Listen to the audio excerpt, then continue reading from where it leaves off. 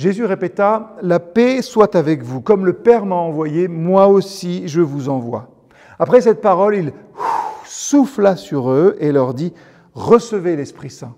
Ceux à qui vous pardonnerez les péchés seront pardonnés, ceux à qui vous refuserez le pardon ne l'obtiendront pas. » Jésus envoie ses disciples dans le monde pour partager la bonne nouvelle de sa résurrection. Et il les équipe de son Esprit Saint.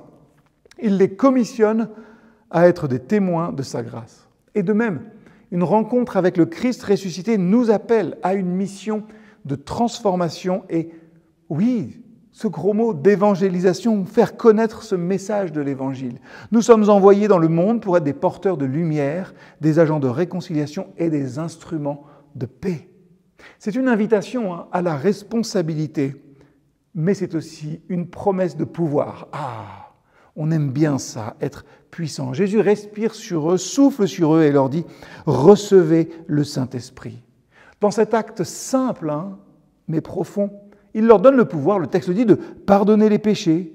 C'est une délégation finalement de l'autorité divine, une participation à l'œuvre rédemptrice de Dieu dans le monde.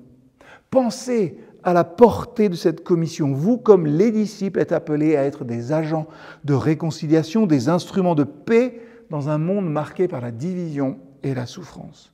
Vous êtes appelés à apporter le pardon là où il y a eu l'offense, à restaurer les relations brisées, à manifester l'amour et la grâce de Dieu à ceux et celles qui en ont désespérément besoin. Voilà notre pouvoir et voilà l'essence de notre pouvoir.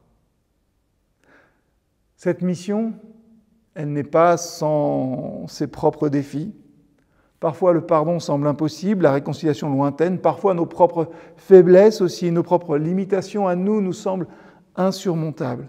Et c'est pour ça que Jésus, dans sa sagesse infinie, nous donne le Saint-Esprit comme une aide et comme un guide. Il est la source de notre force. Il est la lumière dans nos ténèbres. Il est la voix douce qui nous rappelle que rien n'est impossible avec Dieu. Alors, méditons sur ces paroles de Jésus dans Jean 20, versets 21 à 23. Laissons-les pénétrer notre cœur et nous inspirer à vivre avec courage et compassion. Et il faut beaucoup de force pour vivre avec compassion. Que nous puissions par cela répondre à son appel avec foi et obéissance, sachant que dans notre faiblesse, sa grâce et sa force est rendue parfaite, et que dans notre obéissance, sa grâce abonde.